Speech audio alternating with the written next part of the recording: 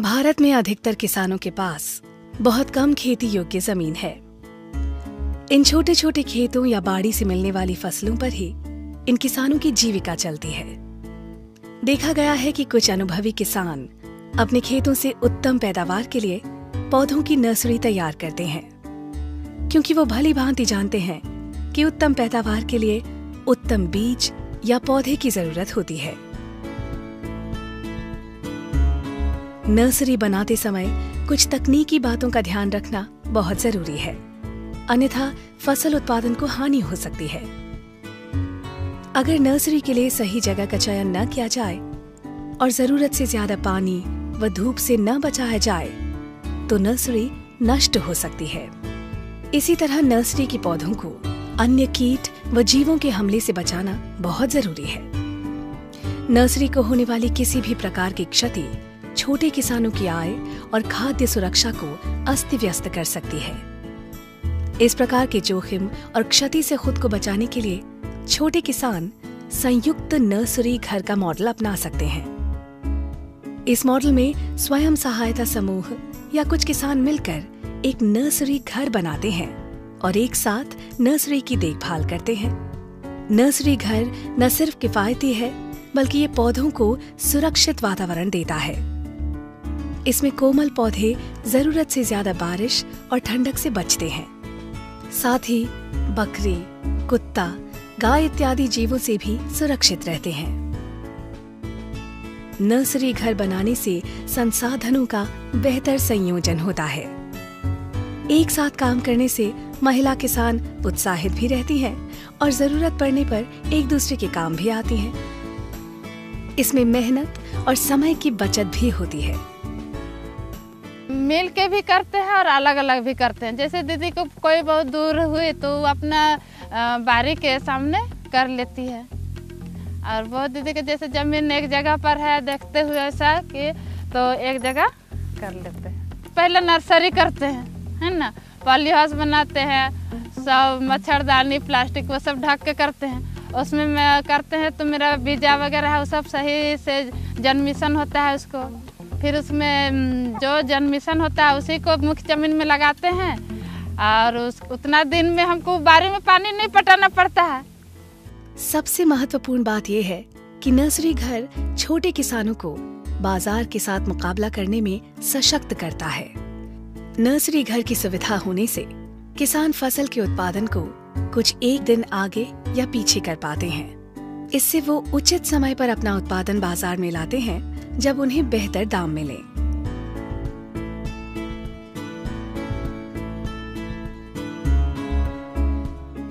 Nursery बनाने से पहले दो बातों का ध्यान रखना बहुत जरूरी है। एक तो ये कि नर्सरी लगाने के लिए ऐसी जगह का चयन करना चाहिए जहां पर्याप्त धूप और पानी उपलब्ध हो। दूसरे ये कि बाजार में किस विशेष समय पर फसल के सबसे अच्छे दाम मिलेंगे। नर्सरी घर बनाने के लिए आवश्यक सामग्री: 1. बांस या बल्लियां। 2. पेंट या जला हुआ मोबिल ऑयल। 3. 1 मीटर चौड़ी और 140 मीटर लंबी मच्छरदानी। 4. 3 मीटर चौड़ी और 40 मीटर लंबी सफेद प्लास्टिक की चादर। 5. Nursery tray. 6. Nursery polythene tubes. और 7. उपजाऊ मिट्टी और जैविक खाद। नर्सरी घर बनाने की विधि: कोई भी नर्सरी हमेशा खेती की जमीन के हिसाब से बनाई जाती है। जानकारों के अनुसार 10 डेसिमल खेती के लिए 10 गुना 3 या 30 वर्ग फुट की नर्सरी पर्याप्त है।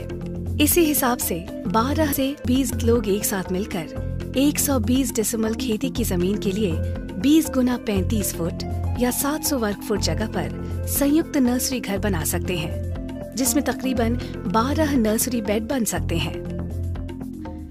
नर्सरी घर बनाने के लिए सबसे पहले खाका या लेआउट बनाया जाता है।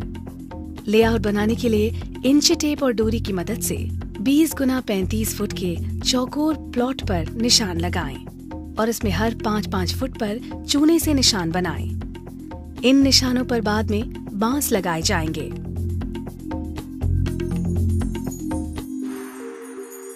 लेआउट बनाने के बाद नर्सरी घर की बनावट को देखते हुए बांस को विभिन्न लंबाई में काटा जाता है।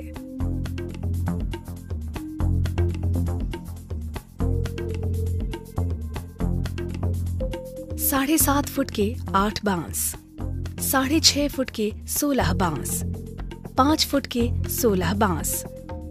बांस को जमीन में गाड़ने के लिए 1.5 फुट का गड्ढा खोदें और गाड़ने से पहले बांस के सिरों पर पेंट या मोबिल ऑयल लगाया जाए ताकि उसे कीड़े आदि न खा जाएं।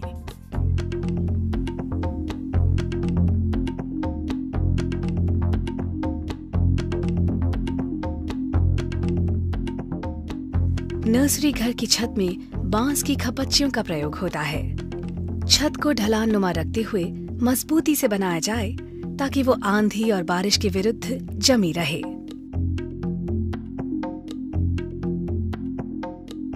बांस की खपच्चियों का ढांचा तैयार होने के बाद उसे मच्छरदानी से ढकें और सभी तरफ से तान दें।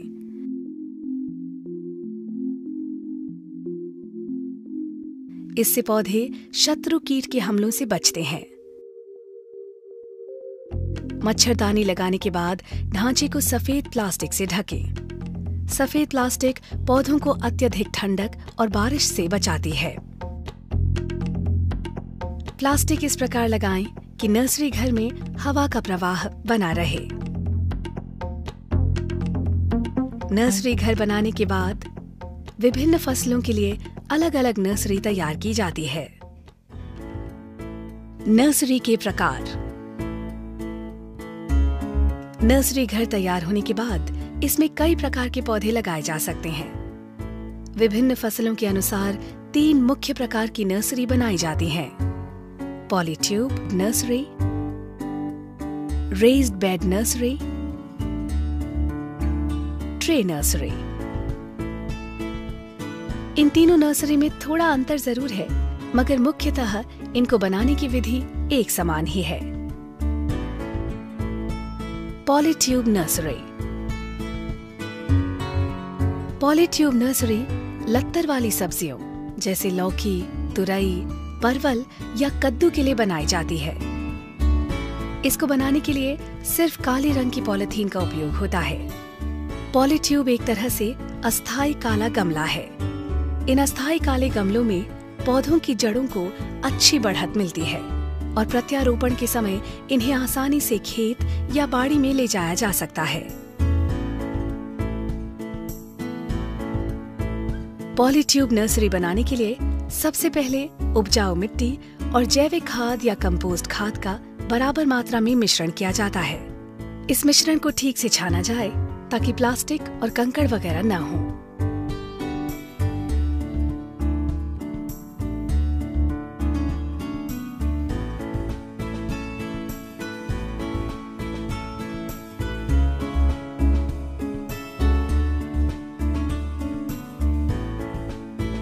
छानने के बाद इस कंपोस्ट युक्त मिट्टी में ट्राइकोडर्मा मिलाकर मिक्सचर बना लेना चाहिए। ट्राइकोडर्मा जैविक फंगिसाइड है। इससे फंगस की रोकथाम होती है।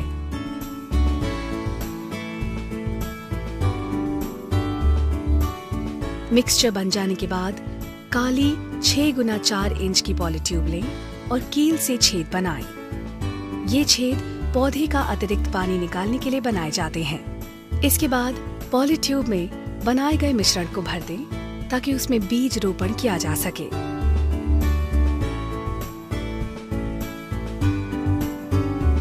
बीज उपचार व रोपण से पहले बीजों को कुछ समय के लिए गुनगुने पानी में भिगोकर रखें।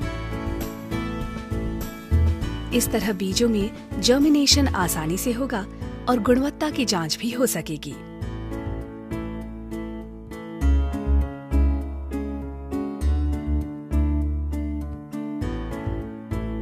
जर्मिनेशन के बाद बीज को तैयार किए गए पॉलीट्यूब के बीचों बीच बो देना चाहिए ताकि उसकी जड़ों को बढ़ने के लिए पर्याप्त जगह मिल सके।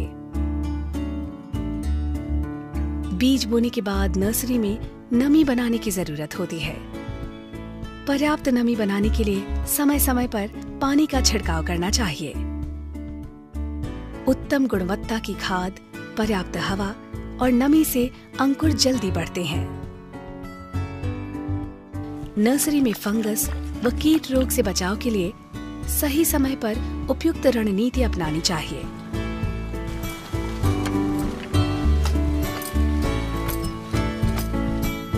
अंकुर फूटने के 12वें दिन एक बार फिर से कीटनाशक और फंगस नाशक का स्प्रे करना चाहिए और ध्यान रखना चाहिए कि बकरी और गाय जैसे जानवर पौधों को नुकसान न पहुंचाएं।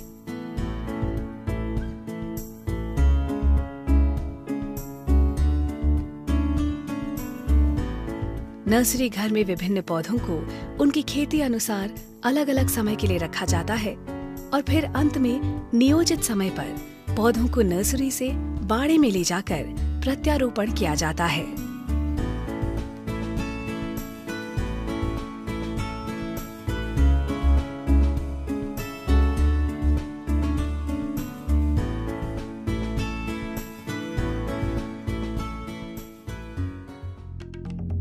Raised bed nursery. Raised bed nursery यानी जमीन से उभरी हुई नर्सरी जो मिर्च, टमाटर जैसी फसलों के लिए बनाई जाती है। रेज्ड बेड नर्सरी बनाने के लिए सिर्फ उपजाऊ मिट्टी, जैविक और ट्राइकोडर्मा मिक्सचर की जरूरत होती है। इसे बनाने के लिए जमीन से 9 इंच ऊंचा एक बेड बनाया जाता है और उस पर बीज रोपण किया जाता है।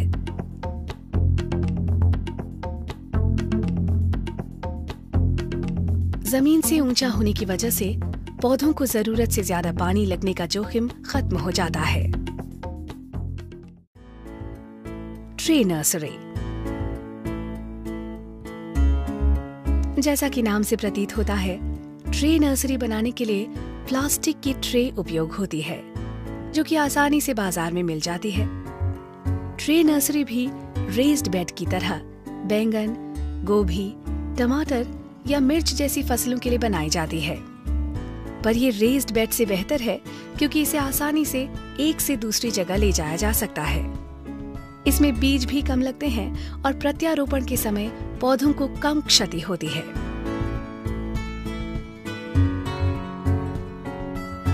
नर्सरी में लगाए जाने वाले बीजों की मात्रा का ध्यान रखना भी जरूरी है। 10 डेसिमल जमीन के लिए विभिन्न सब्जियों के बीज की मात्रा इस प्रकार है।